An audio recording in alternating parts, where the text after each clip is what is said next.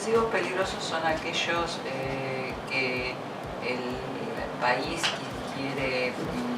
abandonar, o se entienden sustancias u objetos cuya eliminación se procede, se propone proceder o se está obligado a proceder en virtud a lo dispuesto en la legislación nacional. En el caso del Convenio de Basilea,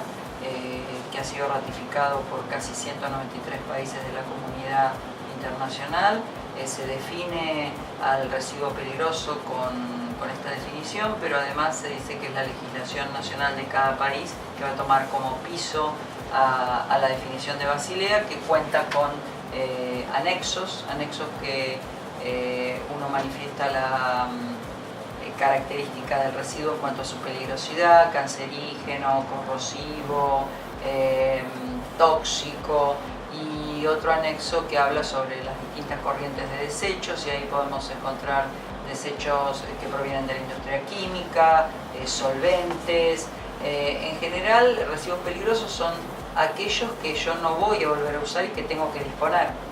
O sea, de un proceso productivo, como puede ser la industria química, se generan distintas clases de desechos en las cuales, si no se usan como insumos de otros procesos productivos, si no están dentro del circuito económico y de lo que define la ley, se convierten en residuos peligrosos. Por eso es tan importante definir también cuándo se comienza que sea un residuo peligroso. Como dije antes, por ejemplo, un guante que se tira y que se contamina con pintura puede llegar a ser un residuo peligroso por los componentes que tiene la pintura.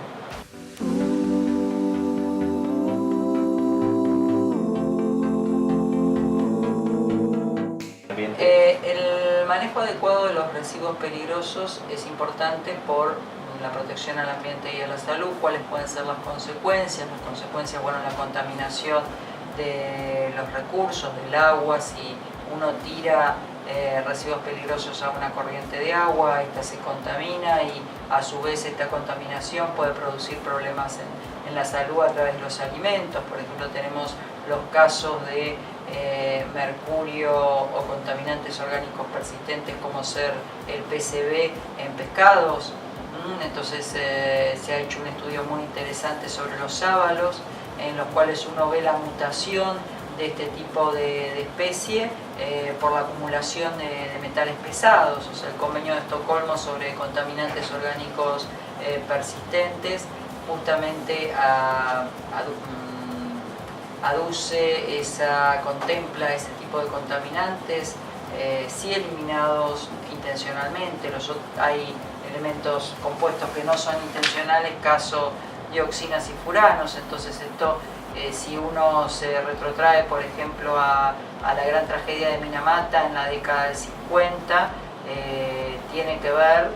con todo el mercurio y los metales pesados, y sobre todo el mercurio que se arrojaba por galvanoplastías y curtiembres y otro tipo de industrias a la bahía, y bueno, lo que se comía se digería por parte de los habitantes que también realizaban esta actividad, y bueno, empezaron a surgir muchos daños neurológicos, cánceres que no se sabía bien de dónde provenían. Por eso es muy difícil a veces en todo el tema químico poder relacionar la causa y el efecto, ¿no? Otro tema, y justamente esta gran contaminación de la bahía y sobrevivientes de hijos y descendientes de pescadores de la bahía, dio lugar a la negociación de este instrumento jurídico vinculante que es hoy el Convenio de Minamata sobre eliminación progresiva del mercurio.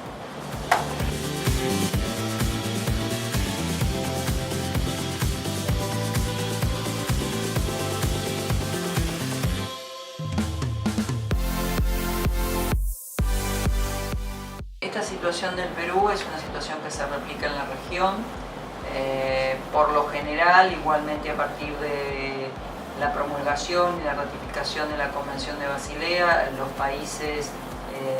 a nivel internacional, la comunidad internacional se comenzó a preocupar sobre una gestión adecuada y racional de los residuos peligrosos y también de los residuos hospitalarios. En relleno sanitario en general van los residuos sólidos urbanos, los provenientes de la basura, pero hay también componentes que se mezclan. Hace muchos años que se está trabajando, por eso uno de los objetivos, en general no solo del Convenio de Basilea, sino de todas las leyes de residuos, es la minimización de la generación de residuos. Por eso también muchos residuos pueden ser utilizados como insumos de otros procesos productivos. O sea, se partió del principio de la cuna a la tumba en materia de responsabilidad, o sea, que el generador de residuos sea responsable del mismo, pase lo que pase, hasta su disposición final, que esto significa un tipo de tecnología, hasta lo que hoy se llama el principio de la cuna a la cuna, o sea, que tiene como objetivo la menor generación, la posibilidad de menor generación de residuos peligrosos y otros. Los tres pilares son los tres objetivos fundamentales del Convenio de Basilea, que se repiten en todas las regulaciones, no solamente de la región de América Latina y el Caribe, sino en las otras, es la minimización en la generación del desecho,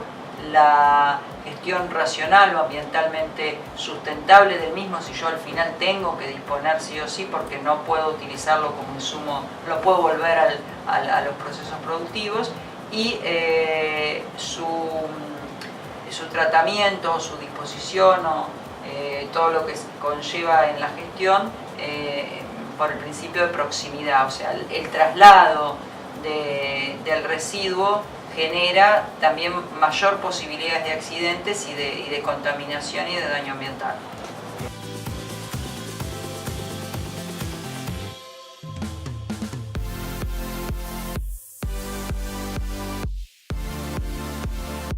Bueno, Perú, al igual que Colombia, ha sido un pionero en lo que es en materia de legislación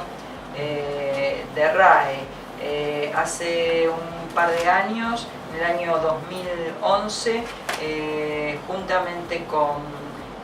Chile, Perú,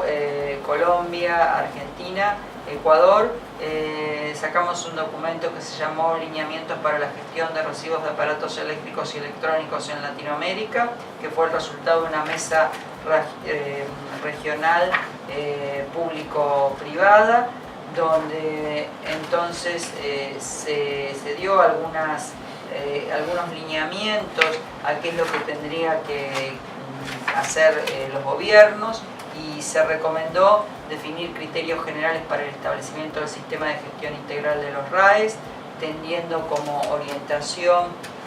a los estándares ambientales internacionales de la materia, determinar metas de recolección y de reciclaje de los residuos de aparatos eléctricos y electrónicos, progresivas y escalonadas, fundamentadas en datos oficiales, información real y en consenso con las partes involucradas. Hay muchos actores involucrados. Fijar instancias de control y monitoreo sobre el sistema de gestión, asegurar el cumplimiento de la legislación mediante inspección, vigilancia y control de todos los actores,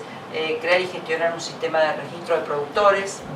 esto es otra cosa, y de autorización y fiscalización de gestores de residuos de aparatos eléctricos y electrónicos, promover la creación de instrumentos económicos y financieros que incentiven la operación del sistema de gestión de RAE, y la promoción de los sectores informales, asegurando que la gestión de los RAE se desarrollen de manera ambientalmente adecuada, incorporando buenas prácticas y capacitaciones.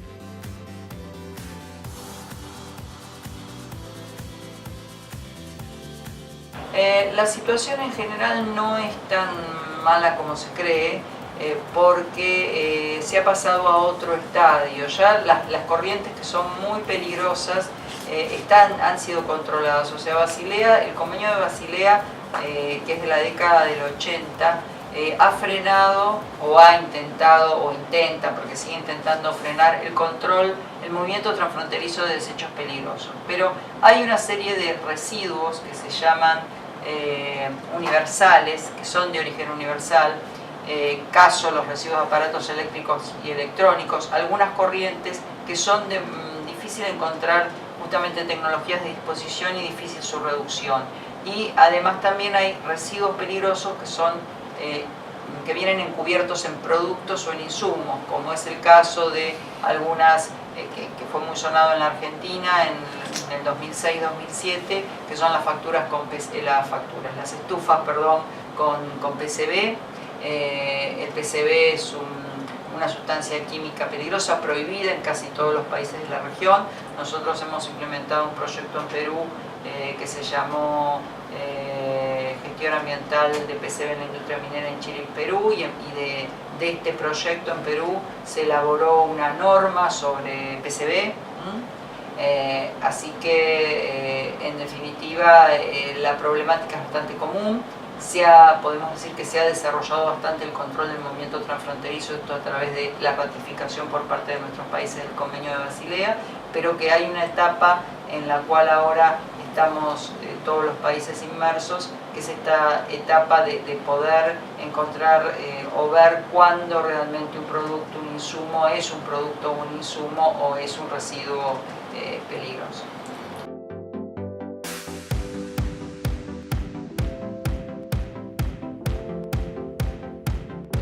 El Convenio de Basilea sobre control del movimiento transfronterizo de desechos peligrosos, el Convenio de Estocolmo sobre contaminantes orgánicos persistentes, el Convenio de Rotterdam sobre el procedimiento de consentimiento fundamentado previo para aplicación de ciertos plaguicidas y productos químicos peligrosos objeto del comercio internacional, y el nuevo Convenio de Minamata, que entrará en vigor el 16 de agosto, que ya ha tenido las ratificaciones suficientes. Perú y Argentina lo han ratificado, la mayoría, Uruguay también, Colombia creo que está en ese proceso, o sea que los países de la región han ratificado el Convenio de Minamata sobre eliminación del mercurio, pero siempre hay que tener en cuenta que todos estos convenios son como pisos.